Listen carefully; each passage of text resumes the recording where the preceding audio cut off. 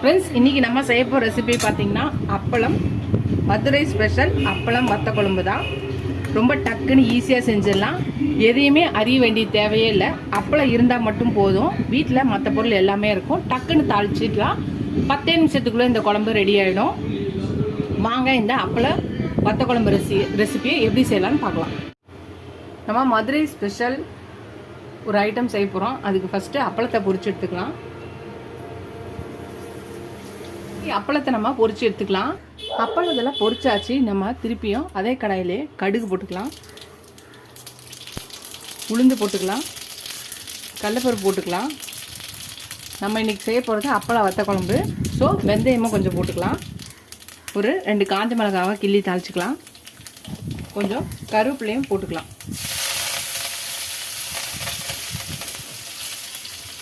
கொஞ்சம் பெருங்காயம் போட்டுக்கலாம்.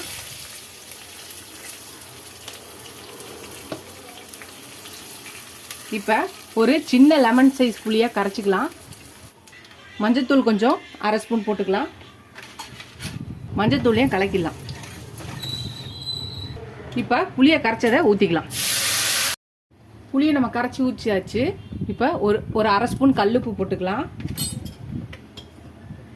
மிளகாத்தூள் ஒரு 1/2 ஸ்பூன் போட்டுக்கலாம். வீட்டில் அரைக்கிற சாம்பார் மிளகாத்தூள். இப்போ இதை நல்லா கலக்கிக்கலாம். இது நல்லா கொதிக்கட்டும்.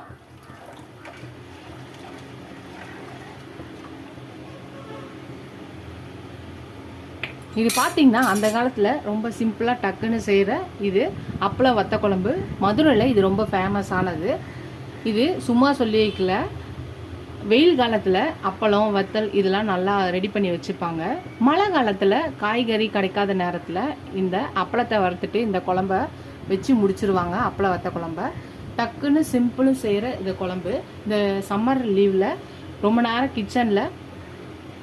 வெயிலில் ரொம்ப நேரம் கிச்சனில் நம்மளால் நிற்க முடியாது. இந்த ரெசிபியை டக்குன்னு செஞ்சிடலாம். இந்த வீடியோ பார்த்த உடனே டக்குன்னு செஞ்சு பார்த்துட்டிங்கன்னா நீங்கள் அப்பப்போ இந்த அப்பளம் வத்த குழம்பு செஞ்சு பார்ப்பீங்க. ஃப்ரெண்ட்ஸ், நம்ம வத்த குழம்பு கொதிச்சிச்சு.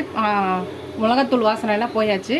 இப்போ நம்ம வறுத்து வச்சுருக்க இந்த அப்பளத்தை எல்லாத்தையும் அப்படியே கொஞ்சம் நொறுக்கி போட்டுக்கலாம். அவ்வளோதான். இதை கலக்கிக்கலாம். இது போட்டு ஒரு 2 நிமிஷம் இருந்தால் போதும். நம்மளோட அப்பளம் வத்த குழம்பு ரெடி ஆகிடும். மதுரை ஸ்பெஷல் அப்பளம் வத்த குழம்பு.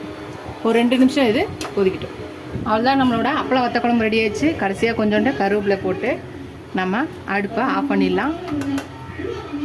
இப்போ பரிமாறிடலாம். சுட சுட சாதத்தை போட்டு கொஞ்சோண்டு நெய் ஊற்றி இந்த அப்பளம் வத்த குழம்பு எடுத்து இது மேலே ஊற்றி இந்த சாதத்தை பிசைஞ்சு இந்த சாப்பாடோட இந்த அப்பளத்தை வச்சு ப்ராப்ளம் போது பார்த்தீங்கன்னா அல்டிமேட்டாக இருக்கும்.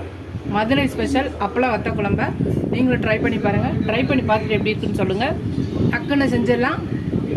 ஃபஸ்ட் டைம் என் சேனலை பக்கம் சப்ஸ்கிரைப் பண்ணிட்டு பாருங்கள். ஃபுல் வீடியோ பாருங்கள். உங்கள் ஃப்ரெண்ட்ஸ்க்கு இந்த சேனலை ஷேர் பண்ணி சப்ஸ்கிரைப் பண்ண சொல்லுங்கள்.